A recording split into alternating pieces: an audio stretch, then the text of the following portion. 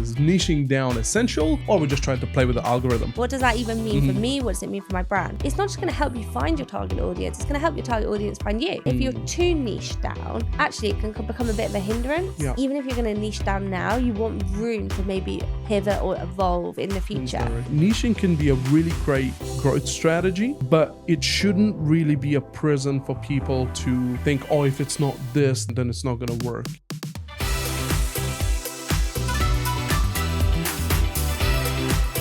Welcome to the Social Edge podcast. I'm Georgia. And I'm Isho. And today we're talking about whether niching down is killing your creativity on social media. What a great topic to start with. And really the big question that I want to ask is niching down essential, or we're just trying to play with the algorithm? Yeah. So let's dive into it. I mean, question one, why is niching down recommended in general in business, but also in social media for personal brands and also for businesses?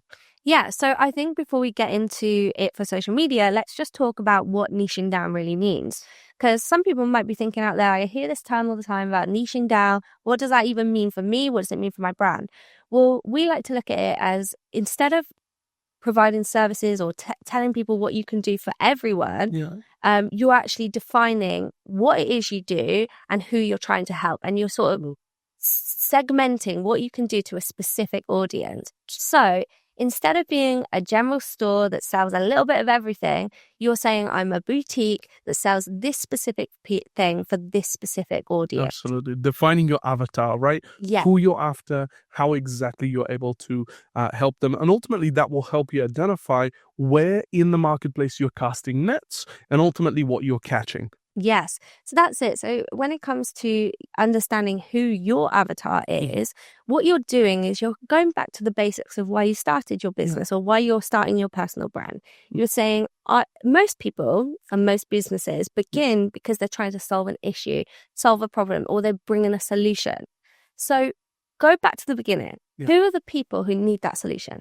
Who are the people that want that problem solved? Then start to understand what are the issues those people are facing, what are some of the struggles they're facing, what are their sort of barriers to entry, and then you create content around that specific avatar, that specific person's needs. That's nice a really great way to understand who is your niche. So what we sort of like help people understand is like instead of just saying I help people, for us, we say we help service-based business owners and businesses as well create content that grows their brand on Instagram. So that's what we do. But now let's talk about this going back to social media. We're talking about whether you should be niching down on social media. Is it recommended? Absolutely. I think it absolutely is. And you know, you and I, as we started from episode 1 up until now, we always encourage people that are starting out in the online space to go out and just start creating content and putting content out. At the beginning, you just want to find out your message, find out the why that you're communicating and pushing it out to see who's going to get attracted to that. And through that, we're encouraging people to then niche down, meaning identify who are the people that are resonating with the piece of content and being able to tailor it down more and more, whether that's, you know, at the beginning, it could be a bunch of people from the same, let's say, sub-niche, meaning it could be consulting, finance, business coaching that you're trying to help in, let's say, AI or like us, marketing, video content.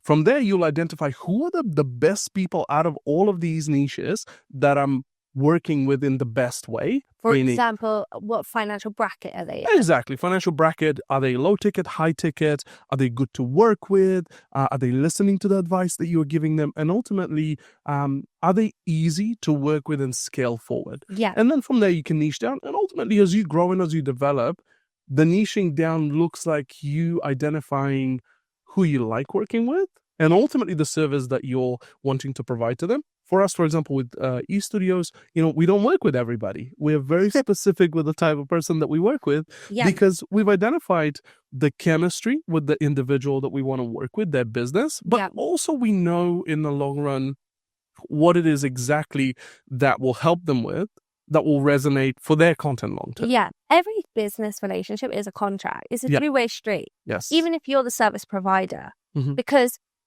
the one receiving the service needs to be able to follow through on their deliverables to enable you to deliver what you're giving as a service. And so that's why you have like an ideal client. And when someone doesn't really necessarily fit in that ideal client, it means that they're not going to necessarily be the best client. And usually the ones that are outside of that are going to be the ones that you encounter issues with, encounter More problems headaches. with, more headaches, Yeah. because they were never your ideal client in the first place. So that's why when it comes to business and niching down, it's really important that you understand who your ideal client is. Those people become your avatar. Yes. And those are the ones you're creating content for and targeting on social media. Yeah. So is there a reason why niching down is recommended on social media? Well, yes. Yeah. Coming back to that question, when you niche down, and your niche can be a wider niche or it can be a really tight niche. Really tight. It will help the algorithms on the different platforms understand and categorize the content you're creating, because it will understand who it is you're trying to target. TikTok sort of like was leading the way after YouTube as being very SEO orientated and very capable of identifying through the content that you were putting out, the words spoken, what you were putting on screen, the text in your captions.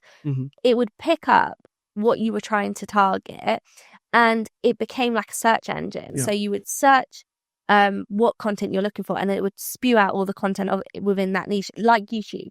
Yeah. Instagram's caught on to that now. Meta have caught on to that. And now Meta and Instagram have sort of caught up as well. So Instagram has also updated its algorithm so that now it's picking up the keywords. Like, I don't know if you've seen this. I'm sure you have. Yeah. But now, like, within Instagram, if you post like a reel, it will like sort of like highlight the kind of what the video is about. Yeah. So that's the SEO picking up, the algorithm picking up what the video is about. So if you're doing your content right for your captions and for what you're putting out in your videos, the algorithm will pick up what you're trying to attract. And push it to the relevant people, right? Push it to the relevant people, because that's really what you're trying to do. You're not just trying to niche down for niche and down's sake. In that same idea we were speaking about at the very beginning, it's like anyone can walk into a general store and see a little bit of everything, and then they're going to walk out because they're confused and they don't know what it is you're trying to give them. But if you're someone who's specifically looking for a bamboo toothbrush and you walk into a teeth product store, and in there they sell bamboo toothbrushes, you know you've gone in there looking for that specific thing, and they're most likely going to have it, and you're going to be able to purchase that and walk away. Absolutely. So I think it's going to help it's not just going to help you find your target audience, it's going to help your target audience find you. Yeah. So and help you it's plan that almost, two-way right? street. Yeah. It's help you plan to navigate that, which is also... So why it can be really good is it's going to help you build consistency, and it's going to help you build authority in that specific area. Big word. So I think that's why niching down is really hard. But maybe we should also talk about like some of the downsides of niching down, because what we want to kind of go into, and we've touched on this in other episodes, is that sometimes you don't have to be too niche, and if you're too niche down, actually it can become a bit of a hindrance. Yeah. So let's talk about some of that, like some of the troubles with being too niche, and where maybe for personal brands, I think with businesses, like you tend to have a service and an offering and a product, so you tend to be able to be very specific on your niche. But I think for personal brands, this can be a struggle. Absolutely. And I think just to take it 2 steps back, at the beginning when you start out, you're casting a wide net, you're trying to identify your audience and your avatar. If somebody wants to work with you, you're trying to get reps in. You know, you want to get a little bit of experience. So you're not going to be too fussy with who you work with, what you do for them. You're kind of going to be finding your feet. But as you go, you really want to identify the thing that you're proficient at and the value that you deliver. And as you niche down, you will then understand, okay, these are the things that I like, the things that I don't like. Now, that's kind of the generalization. But when we go down to too much niching down, you often could create a barrier to entry for people that might not yet have the budget or the thing that you require from them to work with them, but maybe in 6 months they will. Yeah. So maybe we've touched on this before, is creating a sub-niche where maybe the barrier to entry for them is a little bit lower, that it's not the perfect ideal client, but as they come in, you mold them into your ideal client by your systems, your processes, and kind of upsell them in your timeline, maybe 3, 6 months, 12 months down the line, and they become your ideal client. So Yeah. I think there's a little bit of a balancing act you have to play, but what you don't want to do is create a burnout for yourself in terms of revenue and return on investment for yourself, but also growth in the business. Yeah, I love Right? I think it's really interesting because what I think you're talking about is like everyone's on a journey. Absolutely. And so if your ideal client is 6 to 7 figure businesses, they're going to be able to afford your higher ticket package. But there's someone who's doing 5 figures who is on the come up, and soon they're going to be your ideal client. So you don't want to basically create a barrier that they can't become your client in the future. You either want to create room for them in your content so that they form part of your community, and you can give them freebies, or you can just give them value in your content. Yeah.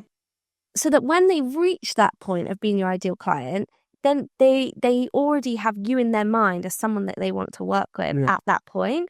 And I think that's where like low tickets and downsells are amazing in like the marketing space, like how you can basically get those people on the journey with you whilst they're on their come up and on their journey.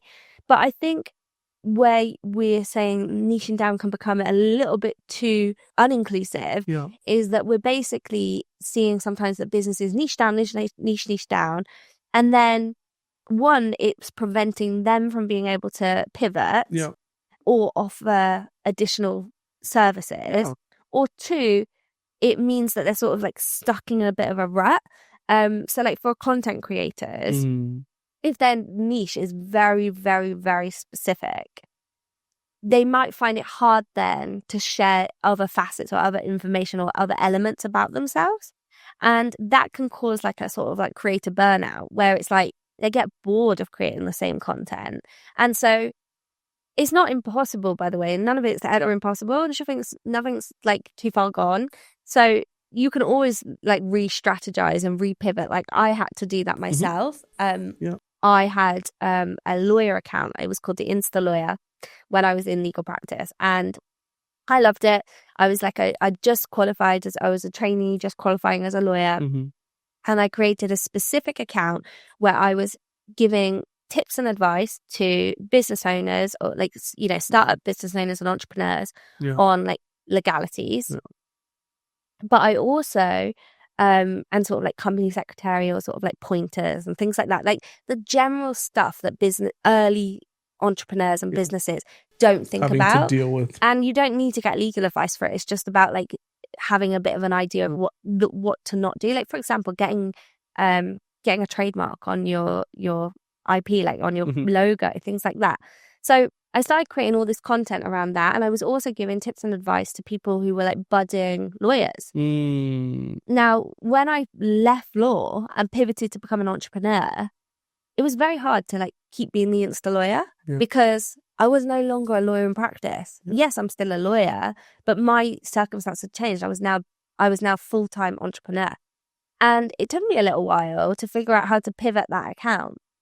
And in the end, I kind of gave it like a little hiatus and like had a break, and then was like, hey guys, this is the journey I've been on, and this is where the Insta Lawyer's been. This is my journey. This is I've actually had a baby. I've actually done all these different things. I'm now a multi-business owner. And here's where I've been the last 2 years, and here I am back, and this is now what my account's about. Love it. I think there's always room to do that, you know. And I could have just shut down the account, started a new account, but I wanted to retain some of that audience in hope that some of them might want to go on the journey, continue the journey with me. So why I'm saying all this is I couldn't have continued to maintain the Insta Lawyer in my current life. I could have tried, but it would have got tiring. Of course. Because no longer being in practice. It's not your natural stance, is it? It's not where I am anymore, right? So I could have continued to be the Insta Lawyer from an entrepreneur's perspective, but I feel like actually I've evolved as an individual. So I think where sometimes niching down can be a bit tricky is like people get to that point, right? They create a really, really specific brand which doesn't have room for sharing anything else. And as a result, it becomes hard to evolve. So it's really important, I would say, for personal brands to niche down in terms of like identifying your avatar, making sure you're creating content to target your target audience, but don't forget to sort of like share relevant parts for yourself in case in the future you want to pivot 100%. or in case in the future you want to step into new arenas. Yeah. But try to always bear that in mind with your content strategy. So if you're working with like an agency like us, just tell them your big picture goals, your big picture plan, and don't be afraid for that to change, but be prepared that like even if you're going to niche down now, you want room to maybe pivot or evolve in the future, because then you can kind of map that into your strategy. 100%. But in a way also that could be a niche of its own. Yeah. Of you going through the journey of like, well, this is it. Now I'm making a big live decision and a shift. And maybe there is a niche of people that are actually on the looking journey. to do that. And they other want people on the journey. Yeah, and you can make that your part of your niche. 100%. Part of what you're doing. Yeah. I completely agree. I love that. But yeah, I think in terms of what can sometimes be a downside, I suppose, it can limit your creativity if you are too niche. Yeah. So I suppose like, can we kind of help people today if they're listening? Maybe they're a multi-business owner, or maybe they are an entrepreneur who is starting a business, but they have loads of different passions and interests. Yeah. Maybe they're an avid runner, but at the same time, they want to talk about Forex trading, and they also want to talk about the fact that they want to start a family, or they also want to share the fact that they just got married. All these things are who you are as an individual, right? So if you're talking from a personal brand perspective, how can someone create a strategy around that while still being niche enough to target their target audience? I love that. That's a great But question. not too exclusive that they're going to sort of have to only show parts of themselves. Right? Yeah. Yeah. Great question. I think the first thing one can do is sit down and reflect on what comes naturally to them. Yeah. What is their natural stance of being? Meaning, what is the thing that others look at and go, oh my gosh, you must be working really hard to make this happen. But internally you go, no, that's just how I'm gifted. This is how I'm able to think on my feet, share experiences without having to prepare too much. Like, think, what is your natural stand that value comes through you without you having to put too much effort? Because if you're not true you. You're true you. And the more you're not trying, it means that when you do try on top of your natural stance, it's only going to become bigger and amplified. Yeah, I love that. That's the stance where people need to start. And from there, kind of think a little bit about what is the additional value that I haven't explored within that niche? Meaning, is there coaching, courses, things that you can continue educating yourself on to then bring onto your journey and what you're sharing with your audience? Because reality is, we never arrive. Yeah. It's never a final finish line, right? We're always developing. So, yeah, I think. And I also think, I love that idea. And I also think, if you've got, say you've got like 5 to 10 gifts or 5 to 10 big areas that are your focus. Yeah.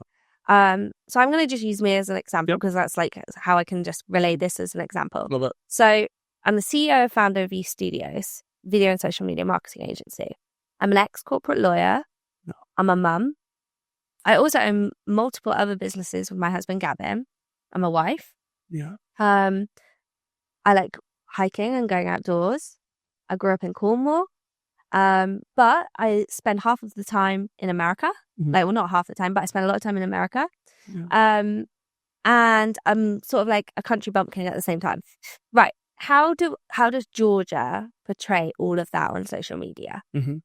Well, I could talk about all of the businesses one by one that we have. So I could talk about our consulting arm. I could talk about our e-com business. And I could portray all of those on my social media.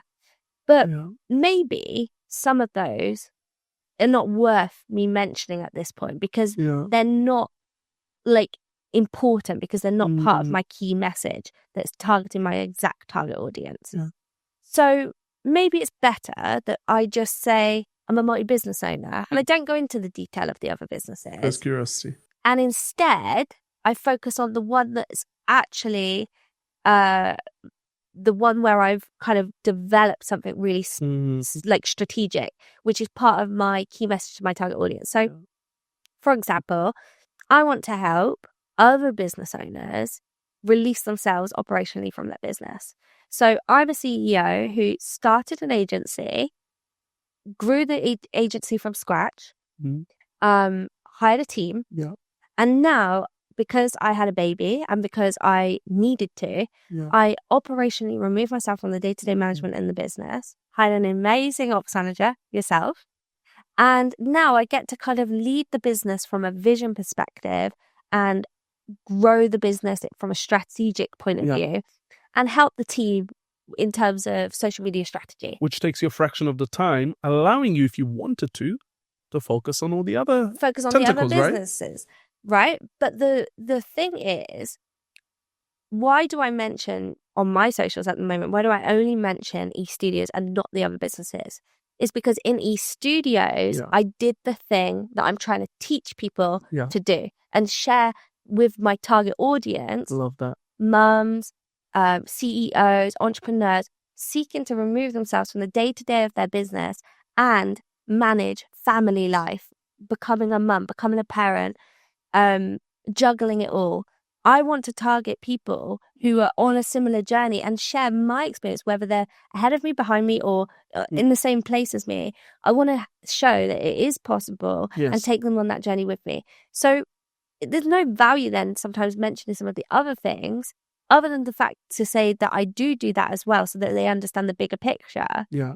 So this is where niching down can be strategic in the sense that you don't have to share every element, but you can give an overall picture of that piece. Can I add to this really quickly? Yeah. Because I've seen this. You're also a thought leader in the space across all of these different platforms. Often what I've seen and have witnessed is through the main offer and the main core thing that you're focusing on, you've been able to help business owners in the other aspects of your portfolio when they've gone, oh, I actually, need help with this, that, and the other. And naturally the conversation has gone, well, actually, I do that. I don't talk about it, but I do that. Yeah. And ultimately, you're able to help. So what is actually happening is through the niche down and through you focusing on the one thing, sometimes opportunities come out and align with what else you have going on. Well, it's like I highlight on the social media platform, I'm an ex-corporate lawyer. Yeah.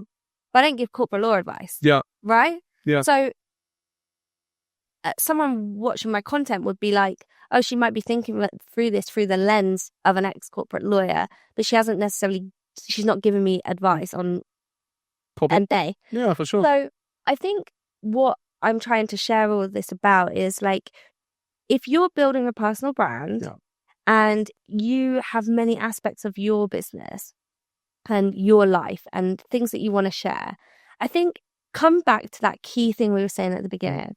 Why are you even starting a personal brand anyway? Yeah.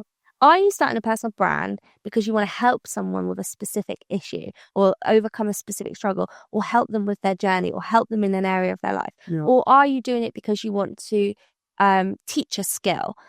Whatever it is, it doesn't matter. The point is, whatever that thing is, the reason you're doing what you're doing, use that and then build your content strategy off the back of what that ideal person that you're trying to help needs. Yeah. So the reason I mention motherhood is because there are going to be lots of entrepreneur CEOs who become parents or are juggling additional responsibilities, and therefore their attention, time, and maybe their heart, like what their motivations are, is going to be torn. So, for example, for me, I always have to weigh up what's more important, being present with my daughter, being present in the business, and trying to find the balance between being the best mum I can be, but also being a present CEO, the present business owner.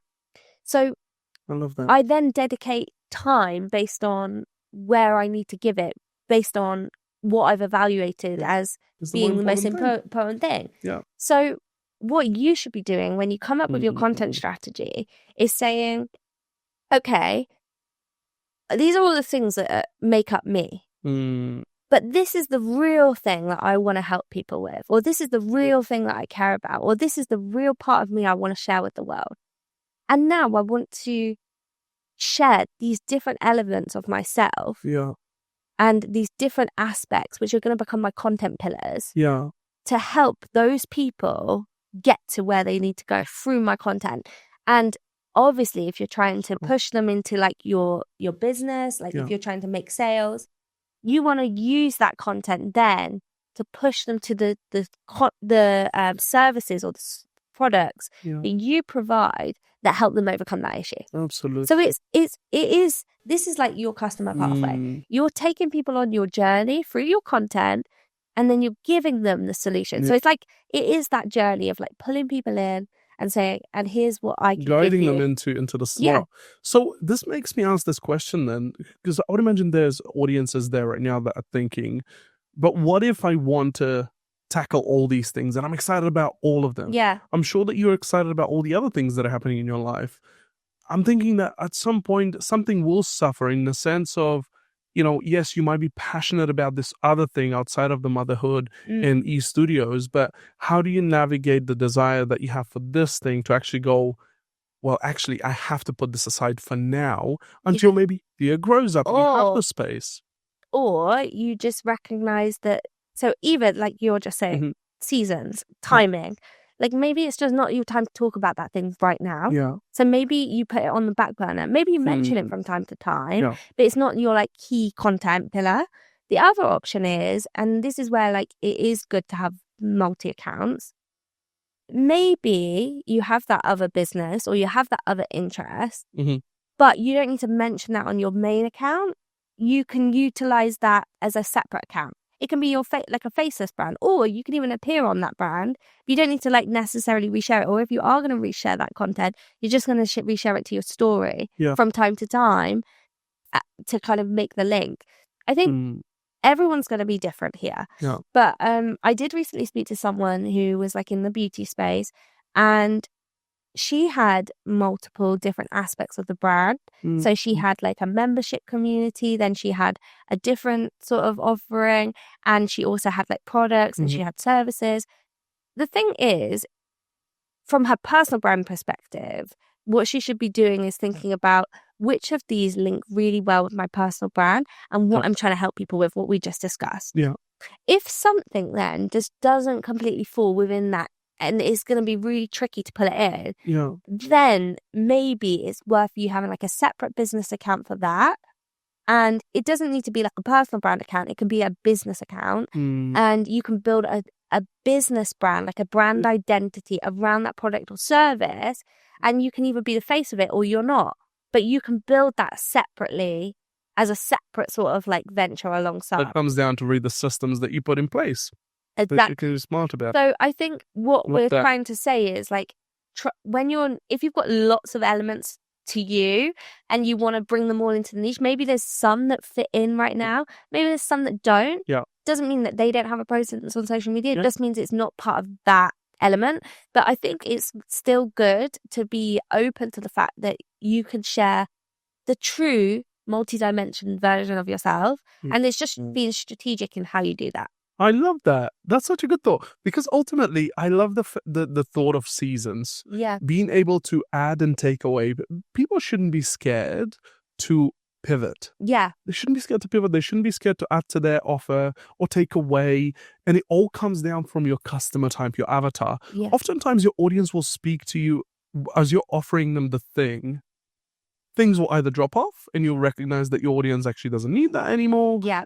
Or that you recognize that actually there's space for them. We've seen that with e-studios. You know, we've added so many things in the last few years that actually many video marketing agencies don't offer what we offer. We are actually quite unique in our niche because of the variety of not only support that we provide, but expertise in the space. So yeah, don't be afraid. I think that's I love that. And I think like, let's talk about some people who've like really pivoted massively. Yes. Right? Like we were talking just before about Jay Shetty. Yeah. Right? So let's walk through him, right? Yeah. His journey. You know it best. Talk to us about it. Just phenomenal from him, you know, going becoming a monk Yeah. and really just experiencing this, I don't know, however many years he spent in peace and quiet and meditation, and really developing his mindset, his thinking, the application of it, to then coming back and really identifying an audience that needs mindset coaching, to him becoming an author, writing books, walking people through the journey. Becoming a reputable person that people care about in the business space. Absolutely. And ultimately, a lot of people actually hire him now to come and encourage and motivationally speak to their teams about, hey, what is your mindset that you show up to work with? Wow. How do you navigate challenges? Do you spend time in your day-to-day to actually stop, remove all devices, breathe, ground be yourself? human. Yeah, be human. And actually, there's so much more that he could probably go into and dive into, but he is recognizing exactly that, the season in which people need it. And now more than ever, with all the noise that is happening in the world, he's recognized that his value is in helping people ground and find peace and time to reconnect with themselves. Yeah. Right? So it's not that his content is around how to be a monk, Yeah. or how to, it's not even only around like the stuff that he learned as a monk, right?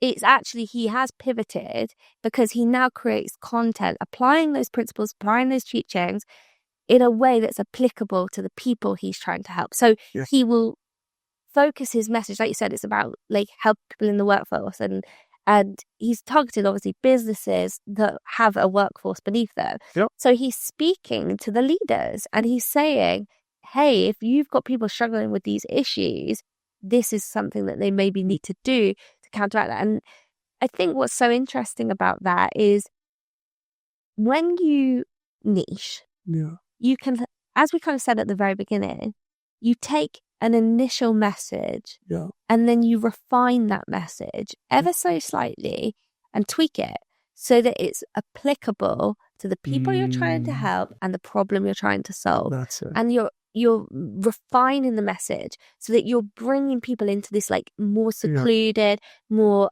sort of private, exclusive space, so that you're helping them. Yeah. Like one of the things that sometimes people struggle with is like they think if I niche down, I'm going to lose people because I'm cutting.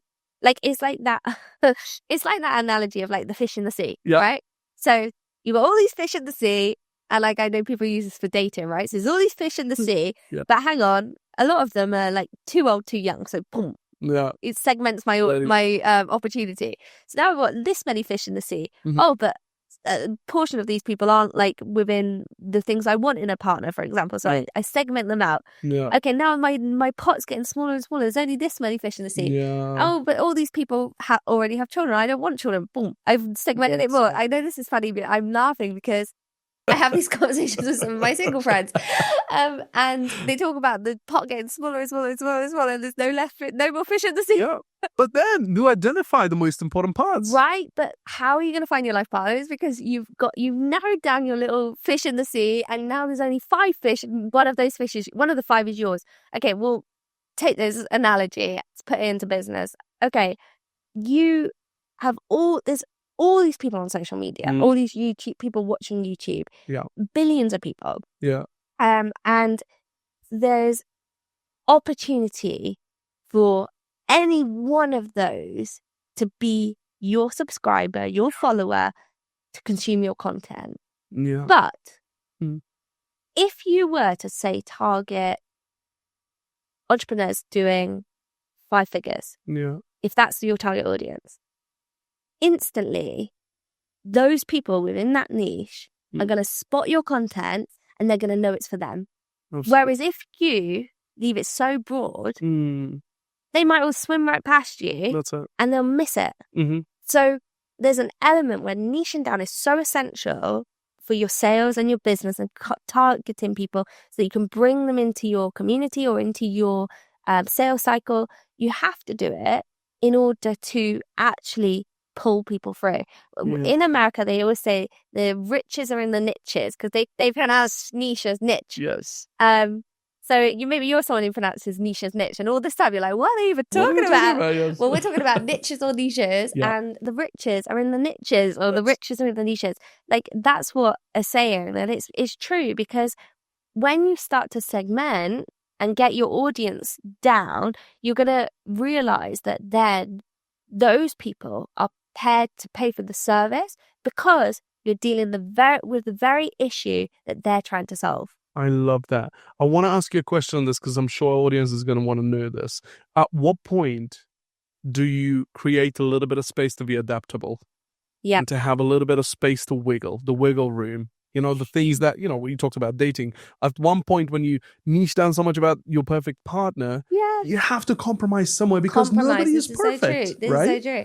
Well, What does that I look like? think for a business, I think it depends where you are on your journey. Yeah. But if you have defined your, like, so let's talk from like a service perspective. So let's talk about service-based business, which technically is like the clients we try to target. So you're a service-based business. You have your main package. You want to target people who are, or businesses who are in the 6 to 7 figure range. Yeah. Maybe you are creating content but only targeting them. But you start to realize that you're getting leads that are people who want your services, but they just can't afford it yet. But they really, really, really want to pay you a little bit less, and they want to go on the journey. Yeah. At that point, maybe it's time to introduce a lower ticket, a downsell, something that isn't your full package. There's something that can begin to give people what they need to take them on the journey, to get them to where they need to go, so that then they can kind of begin to get to where they need to go so that they can afford your high ticket service. Yeah. It's sort of like, maybe some people do it as like a done for you or a done with you. There's loads of different ways that you can do it.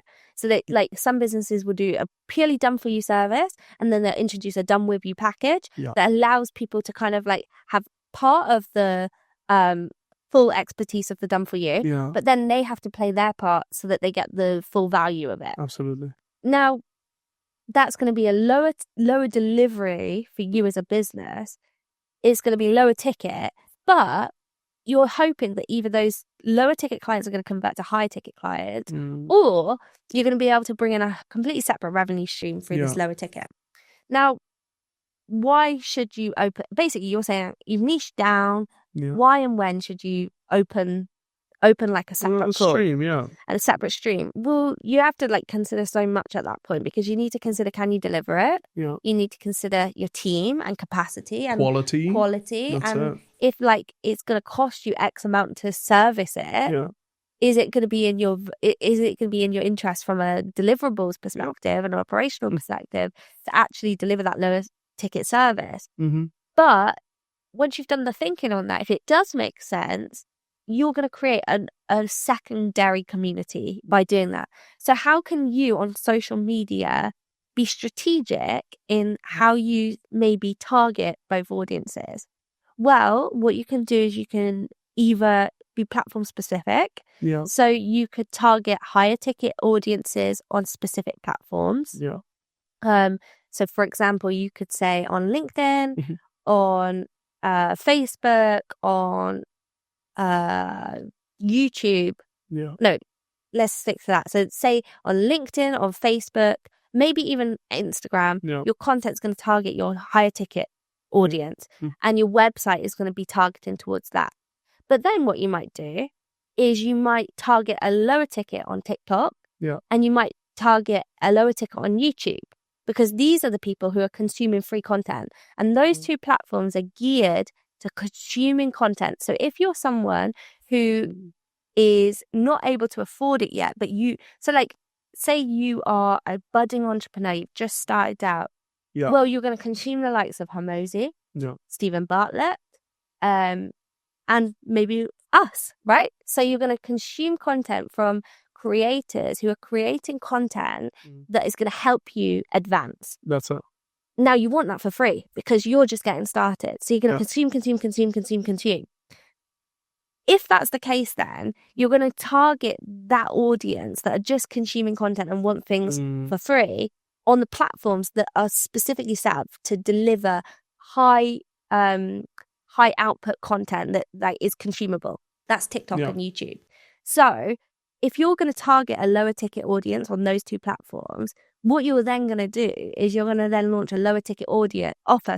You're going to launch a lower ticket offer from those platforms. Yeah. So your ads might target then from those platforms a low ticket offer or a one-time offer.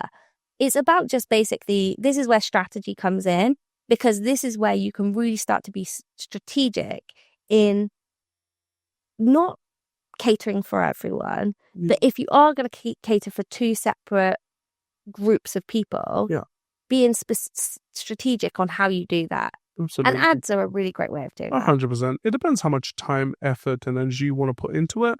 And at the end of the day, low ticket offers are usually a little more headache heavy, based on obviously the strategy and the plan you put behind it. If it's something done for you, something that you've really already planned is there, it's plug and play for people, and you don't really have to put a handle on it every single day, and you just have to monitor, it's great. But when we talk about the higher ticket end, where you need to get your hands dirty and handhold and connect with your clients daily, then obviously that's the way that you want to go. But one of the things that, I want to mention here is that niching can be a really great growth strategy. Yeah. But it shouldn't really be a prison for people to think, if it's not this, then it's not going to work. You should really have space to move. But like you said at the beginning of the conversation, as you niche down, allow space to diversify, to move, to develop your messaging, your offer, but really identify your why and really know how you're going to service the client, the prospect, or whatever it may be that you're targeting. Yeah. Go from there. But let's just talk, before we sort of close this out, someone might have listened to this whole episode. Yeah. And they might just be sat there thinking, but you know what? I just don't want a niche. I want to just share me. And I want to share whatever that is. Like one day I want to share cooking, and one day I want to share this thing I'm doing, and another day I want to share this. Let's talk about some of the creators that have done that and done it really well. One that always springs to mind for me is Emma Chamberlain. Yes. So she was really clever in how she launched her YouTube channel and her TikTok, but it started on YouTube, and she led by just sharing her personality. Yeah. There's like that trend, isn't it? I'm just a girl. Like it's basically all about just being like, I'm just a girl, and I'm just going to share all of who I am. And that works for people who are sort of like creators who are using like lifestyle and personality and just sharing who they are. Yeah. And then they might try to get like affiliate deals, or they might then launch a business brand off the back of what they've shared in terms of like their lifestyle thing. So like I know creators or follow creators who they've created like complete lifestyle brands around being like, maybe they're a mum, or maybe it's just like about being a wife, or it's about just like all the elements of their life, and they curate the content in a really beautiful way. And they might have little sub niches within that. For example, they might do like clothing wear, and they might showcase like clothing for a certain body type, that kind of thing. When they then launch a business, they then like sort of pivot it and they like launch it off the back of their social media accounts. And it can work really, really well. So if you are someone listening and you don't want to niche down, you can lead from a sort of like lifestyle perspective and not niche. But what we would say is that if you are going to have a bit of variety, you still want to kind of like have a unified sort of vision of what you're sharing somehow, whether that's like you've got a strong personal brand, so like your content always looks a certain way. Like that's the thing with Emma Chamberlain. What she did is, even though everything was so like different, like every piece of content was like 1 minute's a vlog, 1 minute it's like a video sharing something else. Like even though it's so diverse, the content she produces, the style in which she shoots the content is always the same. So people still know what they can expect from her. And so if you want to keep it really broad, you can do it, but try to do something that will bring it like, use the exact same font on all your carousels. Use the exact same like language. There's like poetry accounts that I follow. I love like some of these poetry accounts. Yeah, like faceless accounts. They might write poetry about anything, but it's still a poetry account. and they always use the same font. So there's sometimes ways that you could unify your brand to keep consistent whilst being really broad. So that's the only bit of advice I would give. But touch on just really quickly on the other front of people that maybe want to start up in this way, but are worried about the paycheck, or maybe how do I sustain that? Because at the beginning, right, if you are really going broad and you really are going for the lifestyle and the look, reality is probably from the beginning, you're not going to get a partnership deal. You're not going to get this, that, and the other. I think it's really important for people to have a stream of income, to know that, okay, I'm going to put 100% into this and make sure I make it happen in a way that actually I see a return on investment on the time that I'm putting in. But what would you suggest to people that are navigating the financial aspect of that? Because it is important. Everyone's going to be in a different boat. If you are in full-time work and then you're starting a side hustle, like, you need to either, like, are you looking to build something slowly and therefore you're willing to kind of like ride it out and know that you're not going to get rich quick, and it's like a journey, and like what you said in another episode, like, don't compare your day 1 to someone's day 20. Like, you are just starting out, so don't compare yourself to the creator that's been doing this for 5 years, because they've been doing it for 5 years and now they're at that point. But in 5 years you may be at that point, or even a better point, if you remain consistent. So, like, where are you at on your journey? If you need to make money, you might be wiser to niche down quicker and deliver a very clear message and a very clear offer very quickly, because then you're going to define your target audience quicker. You're going to narrow down who you're searching for quicker. They're going to find you quicker, and you're going to get there. But I suppose that's like what you need to weigh up. So if you're just getting started and you need to kind of start to bring that cash in, then that may be the way to do it. The other thing is, like, if you're going to be, it was sometimes what you said earlier, you were like, when people are starting out in business, it's almost like they're so excited for the client that they don't really care if they're not their ideal client. They're like, woo, I've got a retainer. So it's like, then you kind of learn in business that sometimes that retainer isn't, if they're not your ideal client, they're going to cause you lots of headaches along the line. So I think you will kind of go there, and you'll get a handle. You'll kind of get a handle as you go through the journey. But I suppose if you are looking for a quicker route to success, niching down might be a way to get there faster. Yeah, something's got to give, and you have to be flexible at the beginning. That's awesome. Well, I think we've given quite a bit of insight here. So if you are coming back and watching a lot of these episodes and you haven't yet subscribed, these are coming out weekly. So give us a like, press subscribe, and check out the links in our description. There's a lot more exciting things coming. Yeah, and if you can comment, which on most of the platforms now you can comment, we'd love for you to comment. Like, tell us what you liked about this episode. And if there's a topic that you really want us to speak about, let us know, because we can literally talk about anything in this sort of broad niche. Absolutely, exactly that. And ultimately, we want to make sure that this content helps you. So the more you tell us, the more we know that we're on the right track for you. And until then, we'll see you in the next episode, which is going to be something really exciting. Thanks, guys.